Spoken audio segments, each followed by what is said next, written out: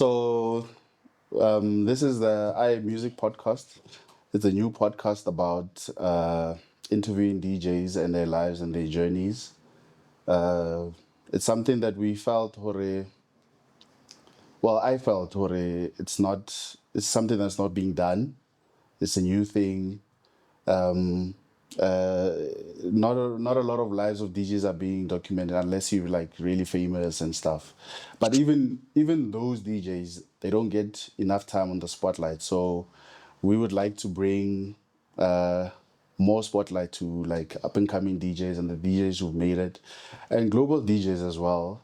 There's a lot of DJs that we feel that come into the country. They just come and they leave without like being on a radio show, being on, doing no media runs. Yeah. So we would like to fill that space. So this is like sort of like our vehicle to get in there. So welcome Okay. to the show, Hammer the Dude. Thanks for having me, man. Yeah, Thanks yeah, for yeah, having me. yeah. So Great Hammer the pleasure Dude, to be here. Hammer the Dude, you'll correct me if I'm wrong. Yeah. Like, wherever. Yeah. Hammer the Dude is a DJ from Mums. Okay. Started off doing events, doing photography. There's a couple of businesses that you do even currently. Yeah. From a hip hop DJ, migrated into an alternative music DJ. I think Okay. you I'll correct you somewhere. mostly play all of the genres except gospel. I've never heard you play gospel, but Yeah. like you mostly play like all of the genres and whatnot. Yeah. You've been in the game for a very long time.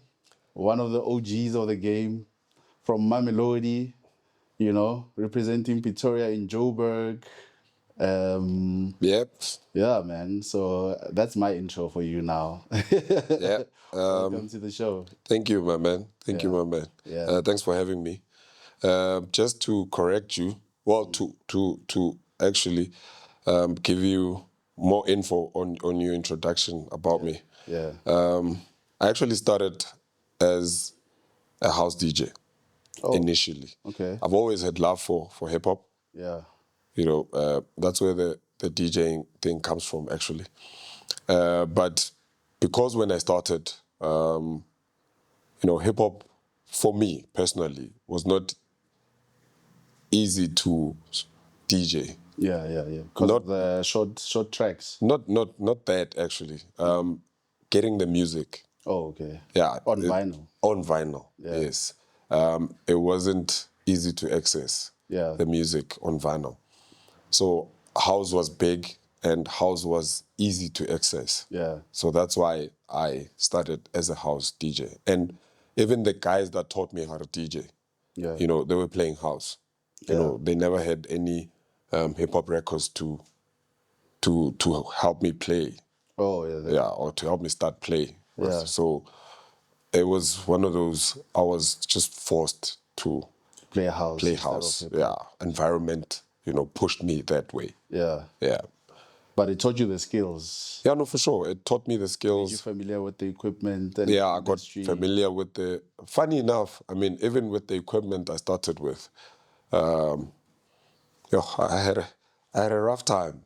But, and this actually makes me realize that, I've always been someone that likes taking the challenge and doing whatever I can to start with whatever I have. Yeah. Because back then, I mean, we didn't have, well, they were there, but we couldn't, I don't like using the word afford, but for the sake of this interview, I'll use it. We didn't afford, your SL1200s, your proper DJ mixers. Yes. So we had to get those old turntables from the house. As long as it had a pitch control, we were using that. Yeah. And that's how I started. Yeah. It was just, I remember my uncle had a Pioneer. What's that model? PL200. Okay. Yeah, it's a Pioneer turntable. Yeah. It's got a pitch control. You move it sideways. Yeah. Yeah. I actually borrowed that turntable to start doing my thing. Yeah. Yeah, and I remember there was this one party, a friend of mine, everybody knew what I collect, you know. Vinyls. Yeah, vinyls. And Okay. I had a lot of Kwaito vinyls. Yeah. So they said, Tabo, bring your turntable and Let's let's rock. have a party. I just played one turntable. Yeah. And when that song ended, I played another one and Okay. another one. And the party was a jam. And that's Yeah. how I started. And then where would you say your like how did you get influenced with music? Because it's not everybody who just like grows up with the love for music. It has to come from somewhere, like within your family structure or you know. You know, I think for me personally, I think the whole, my dad was a music artist, or my dad it's so cliche. Yeah. It's so overdone, Yeah. But But for the sake of this interview, where did you what okay, even if it's not your dad, look, like I'll be honest with you. yeah. I started playing. I mean, my dad got me my first vinyl, and it was a Juluga vinyl. And I was probably, funny enough, I never told anyone this. It was probably, First on the show. yeah. My dad, when he bought me that vinyl, I think I was 10, 11. Yeah. I was that old, and that's my first experience with a turntable. Yeah. Yeah, when he bought me that vinyl, and he was like, because he realized that I love Juluka, Johnny Clegg and Juluka. I loved it, and he decided to buy me that record, and Was like vinyls a big thing then? Like yeah, there that were no was like, CDs, eh? I'm sure there were there no were no CDs CDs. back There then. were no cassettes. Vinyl and tape and cassette Yeah. were the used formats back Okay. then. Yeah, but most people preferred vinyl. Yeah. Yeah, most people preferred vinyl because, and I think it's the same even to this day. The experience of just putting on a vinyl and putting on that needle on the vinyl and just watching it play. Yeah. It's Yeah. it's been the same throughout. Yeah. Yeah, so it was the most preferred. Okay. Yeah. Okay. And what is like now as a professional DJ, what is now keeping you in the game? Like how are you staying how do you Relevant. keep on DJing? How do you keep on going to the gigs, attending? What's driving you? What's driving you to It's achieve it's this? it's in all honesty, it's the love. Yeah. Like, I'm not even trying to be corny or anything. This comes from my heart. Yeah. Yeah, like what I'm telling you now is actually giving me a feeling in my heart. Yeah, yeah. It's the passion and It's the the love for passion. it. Yeah. Yeah. And I think I got to experience my love furthermore when I started playing hip hop on vinyl. Yeah. It Because was, now you were able to transition. You're able to use house and then yeah. getting to your goal of like, okay, now I've finally reached the hip hop stage. Because I mean, Yeah. vinyls, you have to like stock up on vinyls to have a good like one set. Yeah. Yeah.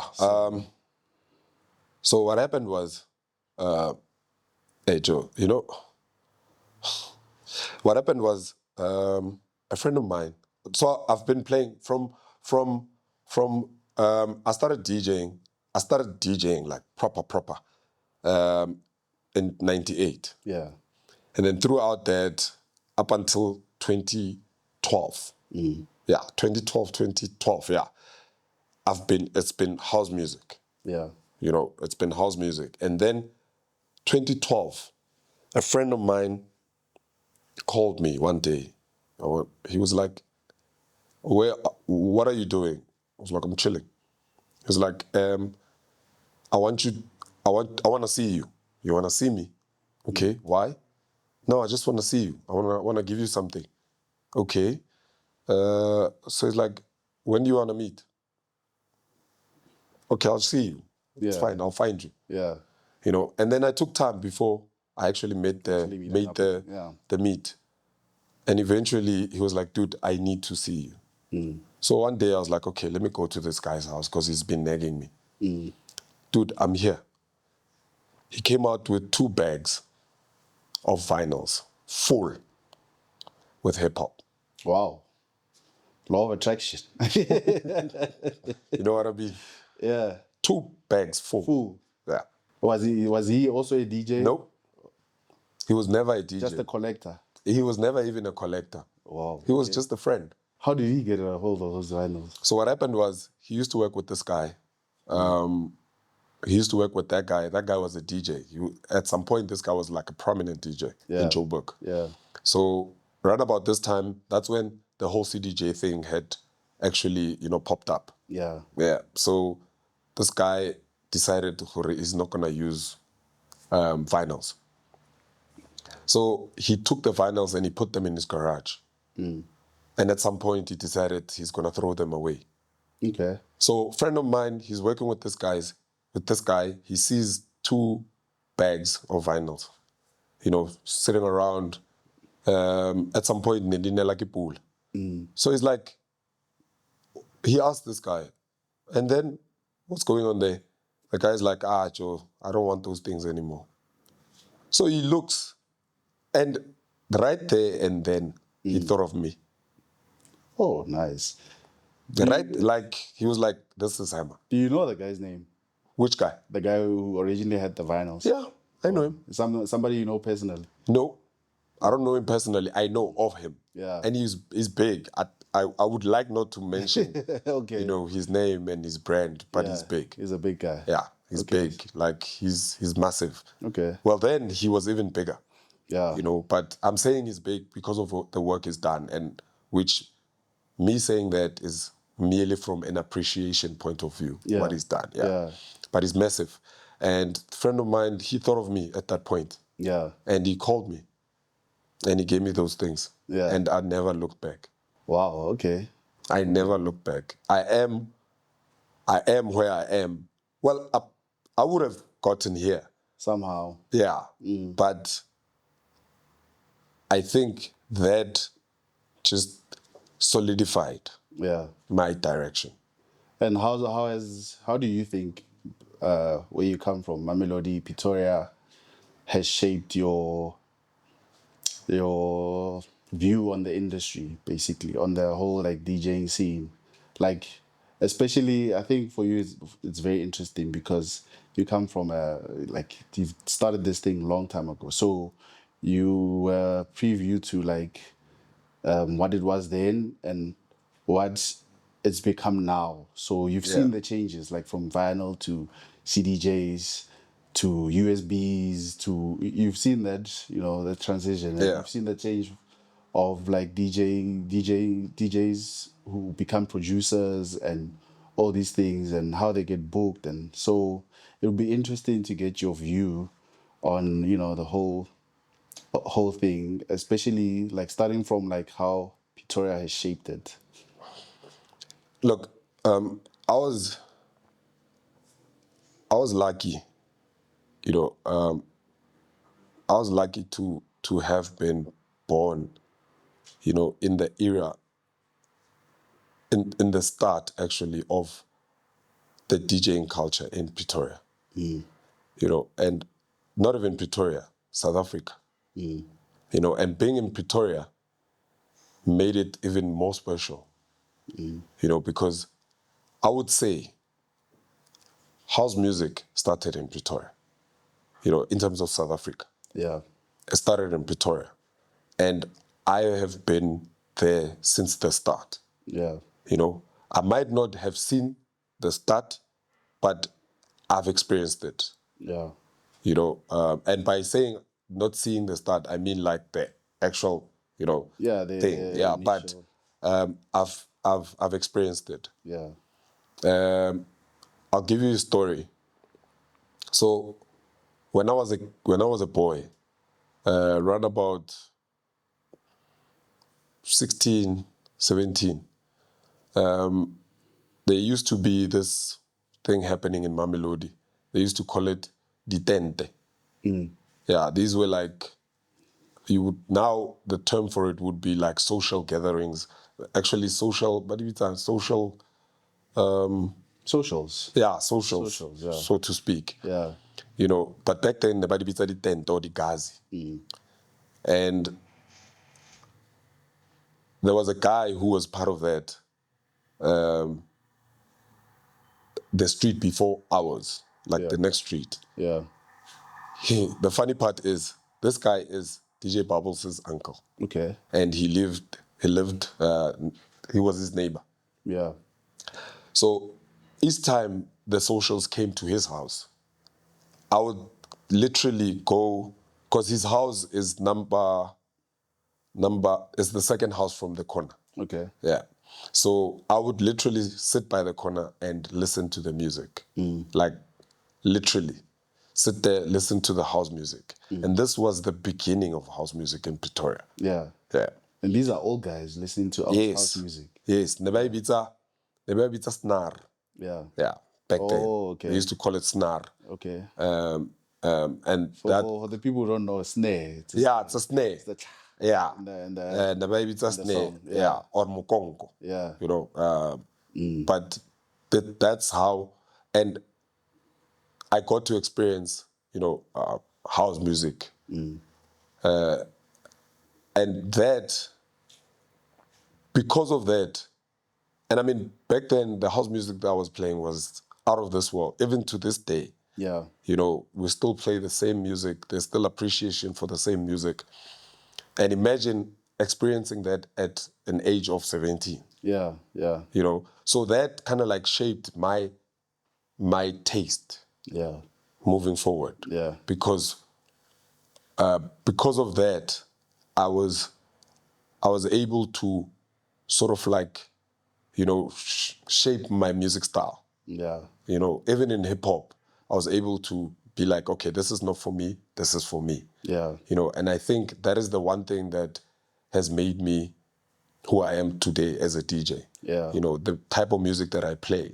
Yeah. And the way I play it as well. Yeah. That's what defines Hammer the Dude. Yeah. Yeah, in a nutshell. Because I would also like add to that and say, even like in today, you're one of the DJs that really understands mixing.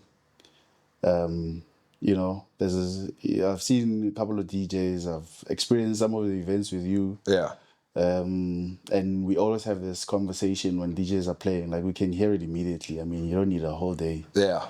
to recognize this thing. But like we will have this conversation about like mixing and whatnot. And Yeah.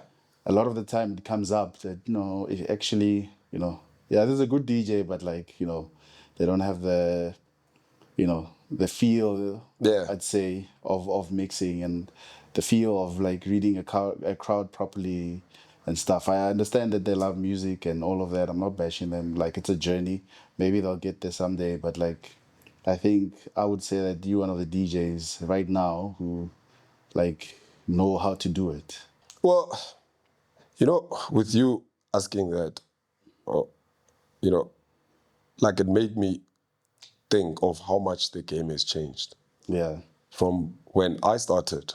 Yeah. I mean, even from my predecessors, Yeah. when they started and when I saw them play, and when I started, when I saw me and my peeps play, Yeah. and to what is happening now, the game has changed a lot. Yeah. With the new generation, when I started DJ, mixing was everything. Yeah. Mixing was everything. You could not make the transition of being a bedroom DJ to a professional DJ if you didn't know how to mix. Yeah. It was unheard of. Yeah. It would never have happened. Yeah. Even the guy that was booking you, Yeah. if he heard you can't mix, he would just be like, dude, you're not ready. Yeah. Yeah. So now compared to then, mixing is not what it was with us, Yeah. and there's reasons for that,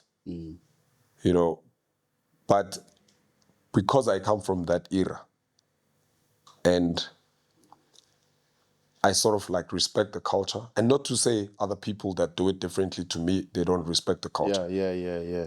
I respect the culture from where I come from. Yeah.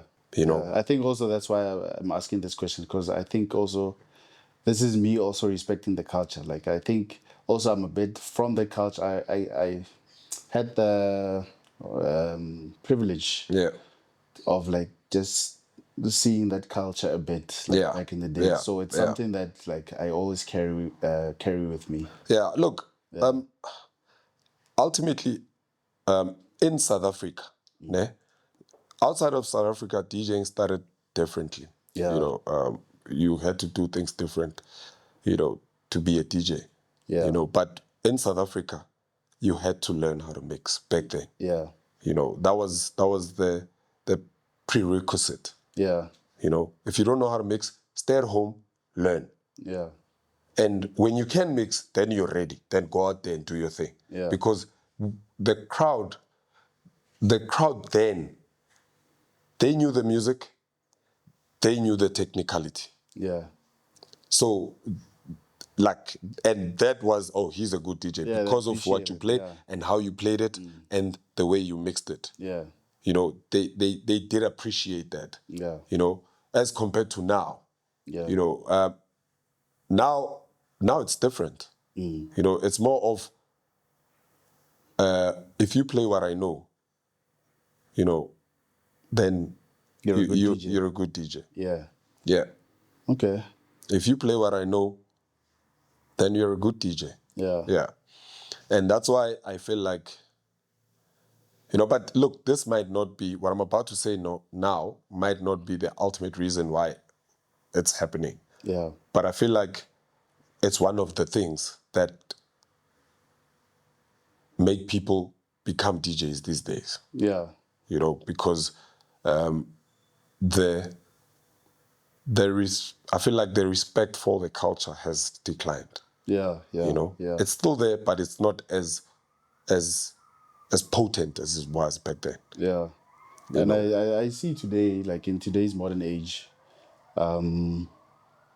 now it's, I would say, correct me if I'm wrong, I would say it's more about, yes, mixing, but also like doing effects on the music. yeah, I feel like those DJs now are getting more recognition. If you're able to understand the mixer itself and yeah, play with the mixer, yeah, then those are the technicalities that, you know, like internationally and I don't know about nationally yet, yeah. but internationally is stuff that they recognize. Look, ultimately, and like everything, you know, like every profession, like every skill, you need to be yourself. Yeah, You need you need to give people something different. yeah, You know, and be it mixing, be it effects, be it, you just need to give people something different. You know, so I think the effects thing, you know, it's more of, you know, DJs trying to do something different to the other DJ. yeah, You know, and look, for me, if you do something and you do it good, it's all good. yeah, Yeah. Like, don't give me a half show. Give me a show. okay, Yeah. So I'm all for, you know, trying different things in DJing. yeah, You know, but as long as you do it good. okay, Yeah. For me, it's more about the quality. yeah, Yeah, than the quantity. yeah, You know, do it good and we all good. But okay, don't take chances. okay. Yeah.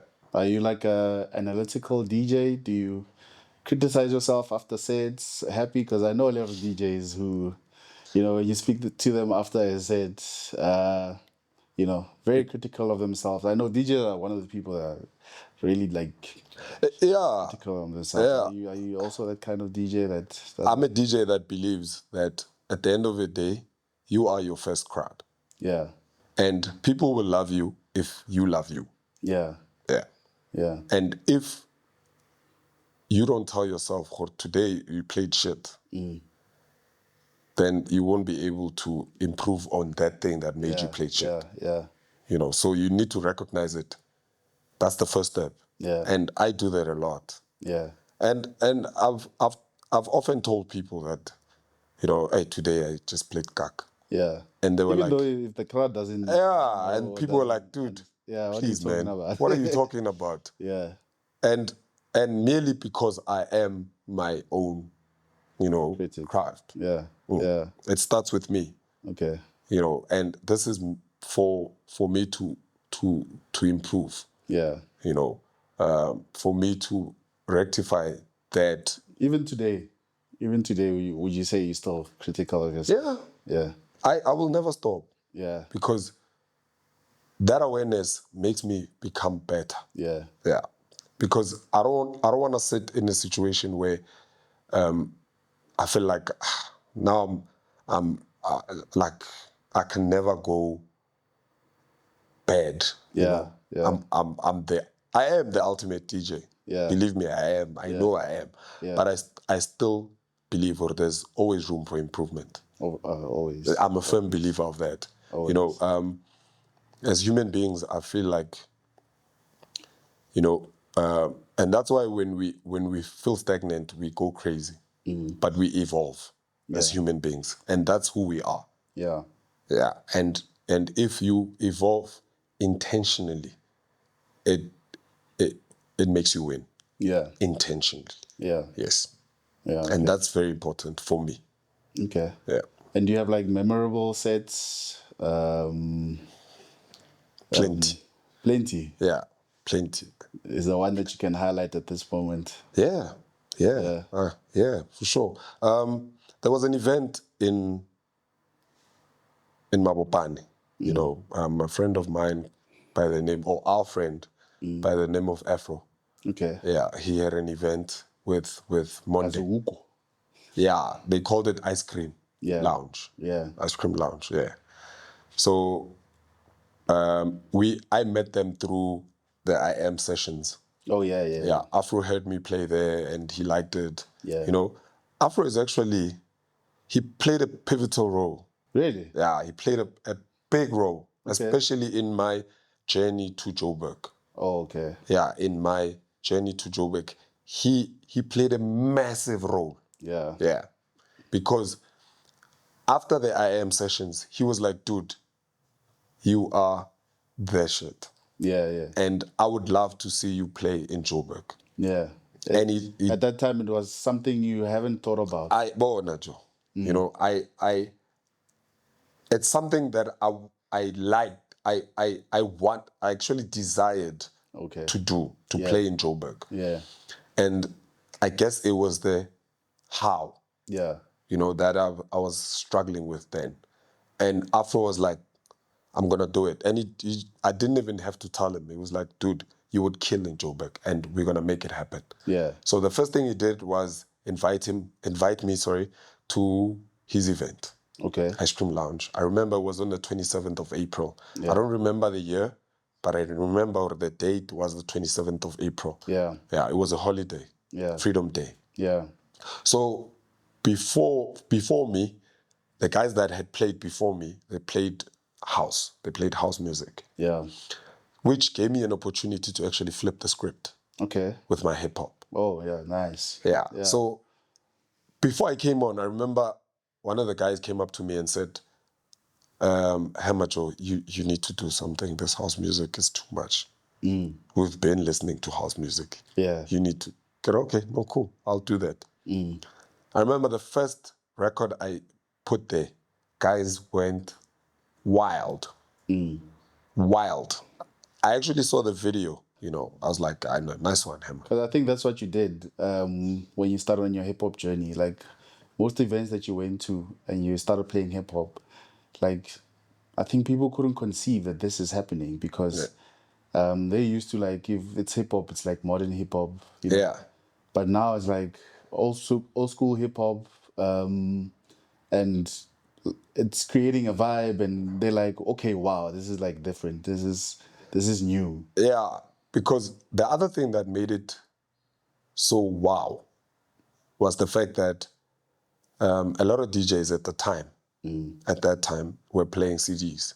Yeah. I mean, they were playing USBs and CDs also. And CDs, yeah. And CDs. So now for this guy, which was me, coming and playing hip hop Using vinyl. underground on vinyl, mixing it like that Yeah. was something else. Yeah. Because everywhere that I played hip hop, the way I played it, and the music the hip hop that I played, everywhere I got like people's attention. Yeah. Or damn, like you are Yeah. Something. you are Yeah. good. You're built different. Yeah, you are You're good. built different. And that has also kept me going. Yeah. Even the times when I wasn't playing before, Yeah. I was like, yo, no, it was actually built up to this. Yeah. Yeah. Oh, So that's dope. yeah, and I never looked back to. Okay, okay. And what song are you playing? What's your favorite song at the moment that you're playing, like personally? Like if you are, a little bit of downtime at home, what is your I play a lot of jazz you play a lot of lately. jazz? Yeah. Yeah, I'm loving jazz, especially SA jazz. Yeah, yeah. Like SA your jazz is growing. Tandintuli, Yo, your Tandintuli, yeah, your Sisonke. yeah. Oh yes. Yeah, Yeah, that guy. Like I'm playing a lot of SA jazz. yeah. I'm loving Zim. Yeah. Ngawan. Yeah. Yeah, but I'm playing a lot of jazz, local jazz, when I'm at home, and just especially when I take my showers. Yeah. Yeah, because I take cold showers, but that's a story for another day. No, I But know yeah, about cold showers. yeah, It's but like yeah, it's like coffee in the morning, yeah, no, basically. yeah. So I Yeah. I play a lot of jazz now. Yeah. Yeah, I've realized that the jazz speaks to who I am at the moment. Yeah. Yeah, Yeah. and who I'm trying to be. Okay. Yeah. Okay. And events that you're doing now, what are you busy with now? Right now, Actually, yeah, because you are a multifaceted person. Like you do business, you're self-employed, you're a DJ. You are one of the few DJs that I know that is not employed. So yeah, what do you do now? Like what is your modus operandi? to tell you the truth, I do right now. I do everything for my kids, Yeah. especially as far as you know anything that brings income. Okay. It's for my kids. It's for them to have it better than I did. Yeah. Not to say I had it bad. I had a good life with my mom, but I think for me personally, when your kids success is when your kids live better than you did. Yeah.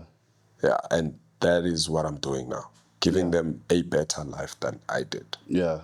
And I've actually realized at an early age, Hore, you don't have to be employed by someone to do that. Yeah. Yeah. Yeah.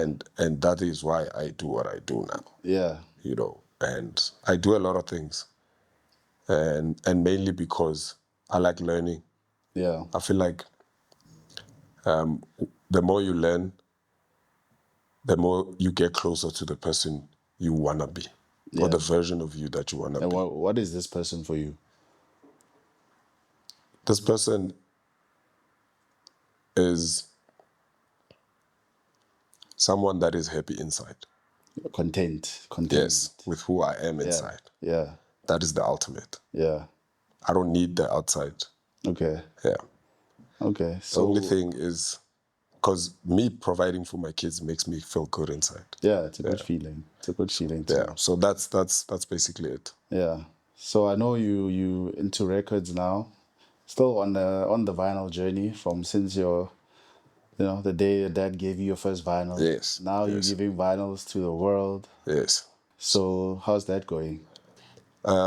It's going good. It's going extremely good. Yeah. I would say that is like the primary thing right now that's, helping me feed my kids, Yeah. well, my family, being it my kids and my wife. Yeah. But most importantly, being able to make a living from what you love Yeah. is the most profound thing you can ever do. Yeah. And I'm doing that and I'm living that and I'm loving it, Yeah. because I get to sit there every day and search for vinyls to sell to people. Yeah. You know, and seeing a smile on someone when they get that vinyl, Yeah. and also them saying thank you. Yeah. You know, because that's how I see the income. That's how I see the money. Yeah. The money is someone saying thank you. It's the energy that they get from you giving them that vinyl. Yeah. Yeah, so they're giving back the energy. So and for me that is very appreciative. Yeah. Yeah, but you know, being able to live off of that is great. Yeah. And something people don't know about you is also you do like IT stuff, Yeah, the websites and yeah, yeah. So how that started? yeah. So there's this thing that I used to do, because when I started DJing, the type of music that I collected and played, you know, didn't get a lot of gigs back then. Yeah. You know, because I was more on the, you know, Soulful House, underground, like the proper Pretoria Yeah. house Sound. music. Yeah. Yeah. So it didn't have a lot of gigs then. Yeah. So so I kind of like sat there and asked myself, well, okay, you're not getting gigs and you would love to play Town Love out there. So what do you do to make that happen? And I got an idea to create a website in 2003. Okay. In 2003. In 2003, to create a website. Yeah. And so the website, that's how the website idea came from. So, and then I decided to give it the name Night Fever. Yeah. That's how the whole Night Fever thing started. So now, because you know, because well, initially I had someone create the website for me, and then I've had to buy a laptop, which was a Pentium 3 Yeah. in 2003. Imagine. So This guy is I've had talking to a language people don't understand today. Eh? Pentium. I've had to buy a laptop, Yeah. and I've had to learn how to operate the laptop. You know, and I got someone to create the website. Now, how it happened is that what happened after that was, because I couldn't afford to pay someone to actually update the website, because the website Night Fever was an entertainment website, more or less like your what are the websites that are doing the same thing now? It was where you were posting like pictures of Yes, events. this is where the photography, The photography was there. photography, the videography as well, Yeah. the whole content The leaders of you were basically the leaders of podcasting back then. back then. Yes, Basically. someone said to me the other time, he said, "Tabo, you were way ahead of your time back then." Yeah. Yeah. I mean, this was 2003, Yeah. bro. Yeah. But in any case, that's how I got to learn how to create websites, how to basically the whole IT thing. Yeah. Yeah, and then I started also because I was someone that was like, look, dude, you cannot afford to pay this guy.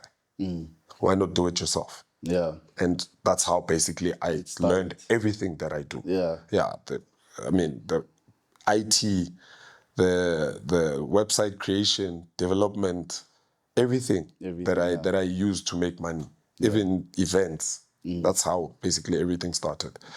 So from that I grew. From that I grew and grew and grew and grew. And that's why now I do a lot of things to actually, generate income. Okay. And I'm still learning other things because, like I said, the more you learn, the closer you get to the version of you that Yeah. is, Yeah. Yeah. that is what you want. Yeah, but this is like things that people wouldn't generally know about you. I know them about you because you're my friend, but I'm glad we got to speak about them today, and people will understand the work ethic behind the man that they see Yeah, yeah. behind the decks, and Well, look, thank you for. Look, it's these kinds of conversations that actually, make you look back. Yeah. and make you appreciate the journey. Yeah. Because nowadays, there's so much happening that you tend to, and I say this because I think we focus too much on, what you need, what you want to be, more than what you have and where you've been. Because ultimately, and this is why I like talking about intention, Yeah. because ultimately you're gonna get somewhere. Yeah. Now it's up to you what destination you're gonna get to. Yeah. So, but looking back and on where you come from helps you, helps you understand, the journey you've walked, and how important it is to be where you are. And also enjoying the journey. Yeah, Enjoying the journey. yeah. I feel like the destination of often like it surprises people. People think they're going to be fulfilled when they get to where they think they want to be, and be like, oh, and then when they get there, they're like, okay, they want something else. So the journey for me, I think it's really important to like just enjoy the journey. Yeah. Don't even think about the end goal that much. You're gonna get there. You're gonna even surpass the end goal and move on to other things. So always enjoying the journey. The funny part is, like, human beings create things according to how they are. Like cars, like you look at cars help us move. Why? Because we are also moving. Yeah, You are not the same guy as yesterday. yeah, yeah, You've moved to this. yeah, You are not the same guy as 2 years ago yeah. I've moved on to something else. to something else. So we create things that we are actually. Oh yeah, in our image. Yeah. Creating our own image. Exactly. Yeah. Yeah. Okay. And the thing about us, and this is why I say I'm very grateful for this type of conversations and opportunities, Yeah. because it helps me look back and really understand where I've been and get to appreciate the journey. Yeah. And the challenges that I've actually, Overcome. to get where I am. Yeah. And it helps me move forward as well. It does. Because it's like, hey Joe, Mara, I've seen this much and I've been able to conquer this much. Yeah. So, take it easy, Hammer, you got this. Yeah. Yeah. You've had this since then, and I'm able to move forward. Is that also how you got that Talib Kweli booking? Yeah. Yeah, being there. So how the Talib happened was I was supposed to play at the Ninth Wonder event. So somebody had suggested me. And this is where the power of being there, come into play. Yeah. So this person suggested me because I'm always there and I'm hanging out with these people. So I'm always in their mind. Yeah. Especially when it comes to hip hop and stuff. Yeah. So somebody suggested me for the Ninth Wonder, and it didn't happen because of whatever reasons internally. Yeah. And then the Talib thing happened, and then the Talib event came. Yeah. So I approached because of the ninth. I didn't get the Ninth Wonder, so I spoke to Swiss. I was like, Well, it was the same organization. yeah. Yeah. I was like, since I didn't get the Ninth Wonder, Yeah. Can I get the Talib? Yeah. And Swiss was like, okay, Yeah. cool. Yeah. I'll give you the Talib. Talib. Yeah. Okay. So just being there. Yeah, just being there. And people being familiar with you. Yes. Yeah. And knowing you and knowing what you're capable of. And being able to approach you. Yeah. You must be approachable as well. And that's the thing. You must be approachable. But remember, not everyone is going to book you from being far. Yeah. Yeah. Yeah. Yeah. You know, some people want to book you on the spot. Yeah. Some people will even book you because you played a nice set today. Yeah. Yeah. And they're like, dude, I want you for my event. Or, dude, I've been looking for you. Yeah. You know, I've been looking for you, and it's a good thing we met. I need you on this day. Yeah. Exchange numbers, you do it. Yeah. But being there has more advantage to what you're trying to do there. Yeah. Yeah. So that has been my thing. Okay. Yeah, that has been my thing. But just exploring other places, especially places that I want to play at. Okay. Yeah. So, the dude, you have a yearly event that you do. Yeah. What is that about? What inspired it? Why do you have this event? Is Okay. it to market yourself, or what is it? Look, first and foremost is to celebrate my birthday. Yeah. That's first and foremost. When is your birthday? On the 18th of March. Okay, cool. Yeah. So first and foremost is to celebrate my birthday. Yeah. But another reason is I wanted to bridge the gap between Pretoria and Joburg. Okay. Yeah.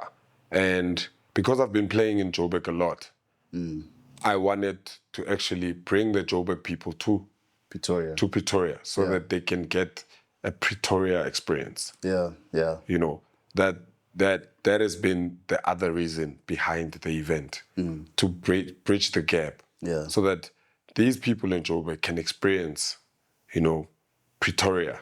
Yeah. You know, from someone that knows what they want. You know, but also to give the Pretoria people a Joburg experience.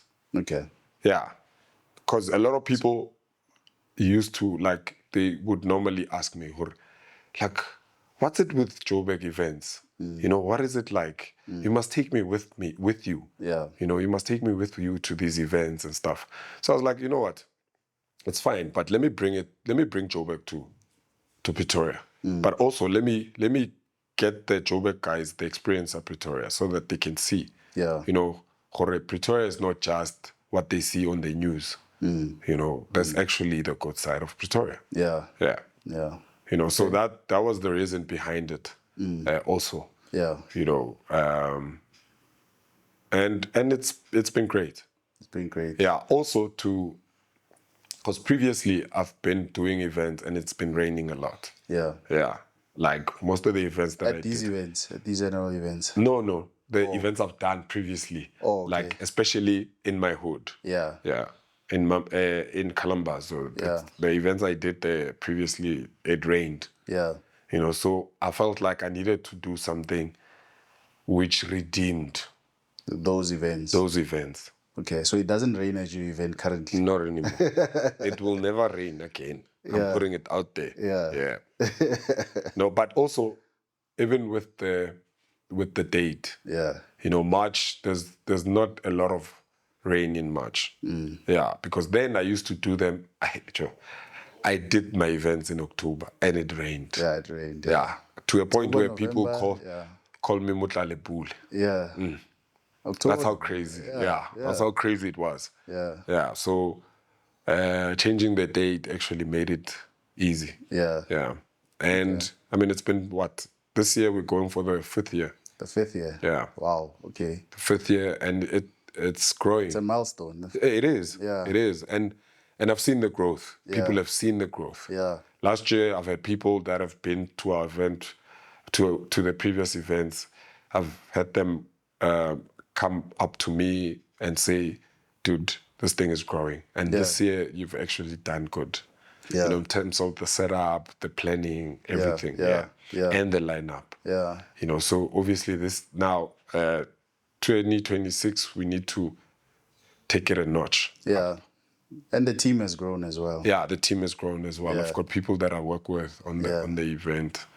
So, and also, I feel like it's growth for me personally. Yeah. Yeah. Yeah. Like,